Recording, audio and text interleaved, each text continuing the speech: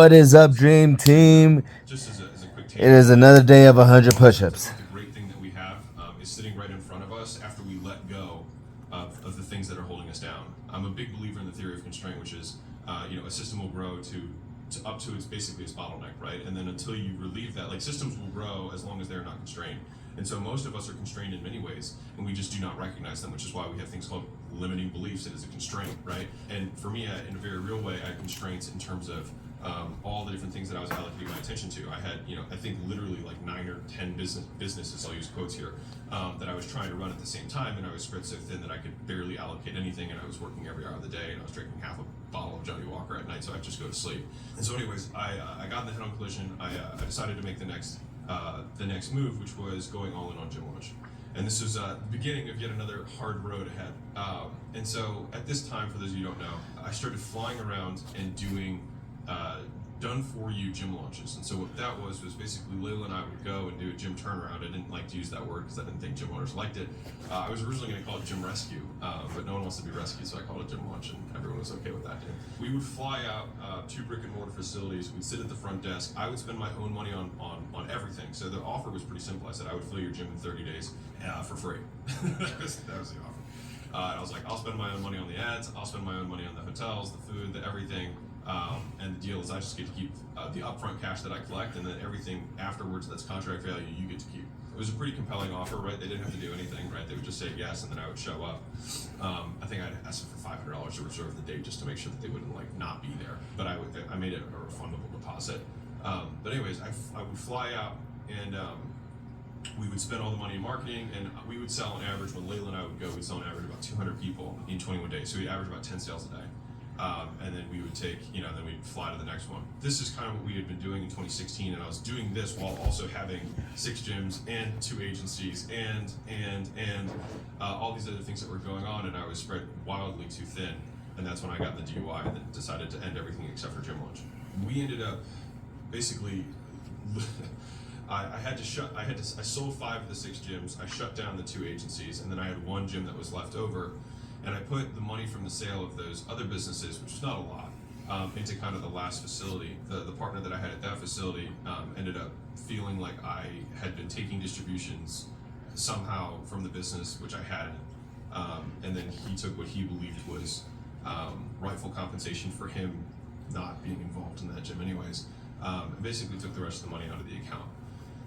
And so I basically was left with nothing. So I was truly at this rock bottom moment of I just gotten a DUI. I just got rid of all my gyms. I put all the money from those gyms into this last facility. That money got taken, and I then decided to close that one gym down.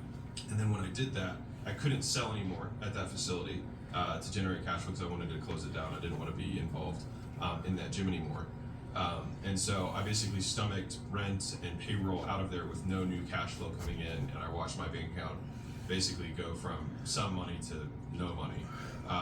And so at the end of that, we shut the gym down. I got tons of refunds and things like that ended up happening afterwards because people are weird when you shut a business down, so heads up.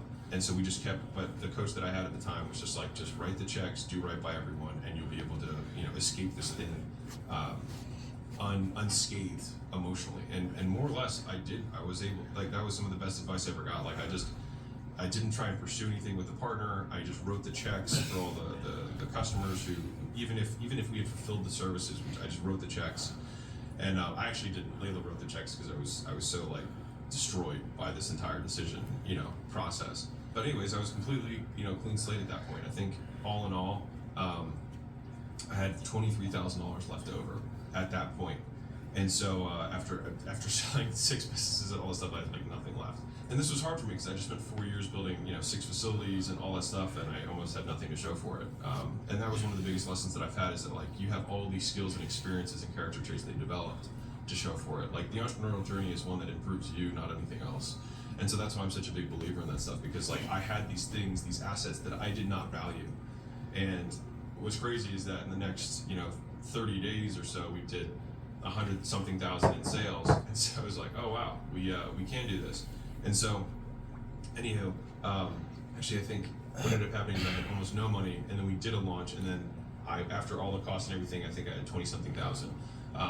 in money for me. The next month, Layla and I said we were just focusing purely on this business. She told all of her friends from high school to quit their jobs, right? So she had 6 friends from high school that all were doing MLM shake mix stuff, and she said, hey, you should quit that and start selling this stuff. We can make $100 a pop instead of making $5 on shake mix. And they were all like, awesome, let's do it. In between I think it was like November-ish going into January, which is when we wanted to slate the 6 gyms that we were going to launch at the same time, which of course makes sense, right? Why go from 1 to 2 when you can go from 1 to 6? Because it's a brilliant idea of Alex's, right? And so we had 1 month in between where I was going to go launch a gym with Layla. We were going to do like 100 grand-ish, and then I was going to be able to, that was kind of be the restart money, right? So here's what happens next. I get a text from a guy, and he's like, hey, my brother lives in the same city as where you're starting your new gym. And I was like, doing a launch. I was like, okay. He's like, yeah, he's a salesman, he really needs a job. He's got a baby, and he's got another one on the way, and it might be a good fit. And so anyways, I knew I needed to take a month to kind of put all the resources together to start doing the launches at 6 at a time and training those sales guys and everything. So I was like, okay, that might work, because then I don't have to spend all day selling. And so anyways, I trained him, and he crushed it. In the next 30 days, he did, I think 120,000 in sales in December, which is like A, a hard month to do it in, and B, it was a great first, launch for somebody who's new, which also kind of proved the model to me, because I had done it, Layla had done it. We never had someone else who wasn't like super tied to me doing it. Obviously, Layla was more invested than just an employee right at the time. And so it was awesome. So I was like super excited. I was like, sick, this 100 grand is going to be the launch money for the next thing. This will be great. And so at this point, Layla says, this guy's a winner. I'm going to take him home to meet my family, which is hilarious because I was not a winner at that time. And so anyways, I'm at her family's house Christmas Eve, and we had been selling for 3 weeks at this point. So we had 70, 80,000 in sales at this point. And what was weird was I was running all the money through just my gym processor, because I still maintain the processing, like my POS. And so anyways, I always got deposits on Tuesdays, and I was like, this is weird. We haven't gotten a deposit since, I didn't get a deposit last Tuesday. And I was like, okay, that's odd. And I called them, and they're like, hey, I gave it like 3 or 4 days, because I was like, maybe it's delayed or something. And it had been a holiday, because it was in the holiday season, whatever. And so the deposit's supposed to hit, it doesn't. I wait some days, keep checking, doesn't hit. I call them, they say, hey, you're in an annual review. It's standard, nothing to worry about. And I was like, that's weird. I've been with you guys for 5 years. I've never had an annual review.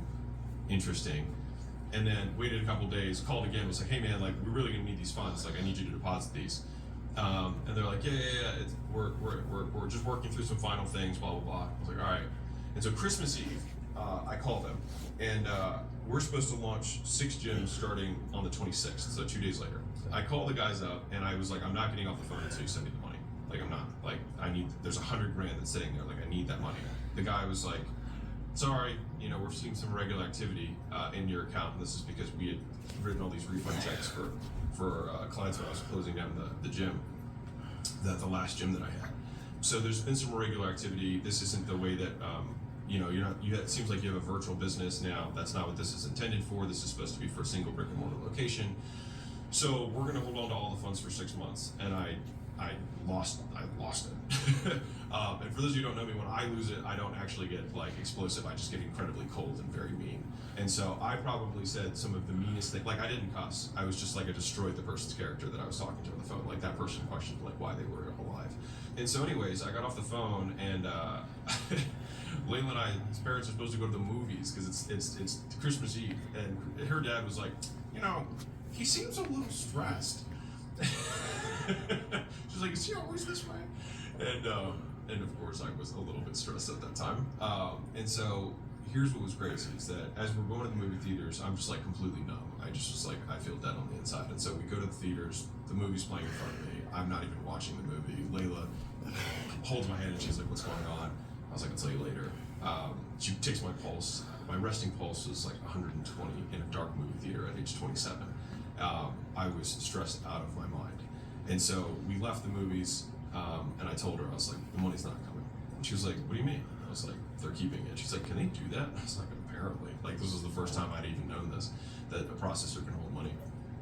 And so, anyways, I got home. I still owed the salesman from the last month who'd done that huge launch, all these sales that had happened. Somebody had sold them, right? But I didn't collect the money from it. And so I owed a $22,000 commission check, and I had $23,000 left, and it was on money that I never received. And so, in congruence with the lesson that I had learned from the clean exit of all these other things, which was like just do right by everyone, and then you won't have any emotional scars that would carry with you. And so I wrote the check. Actually, I wired it for $22,000, and I had $1,000 left. And that's when we got home. And I told Layla, everything that I had done. So I was like, I have $1,000 left, and we were supposed to launch. She told her 6 friends to quit their jobs, and we were going to start launching gyms 2 days later, 26th.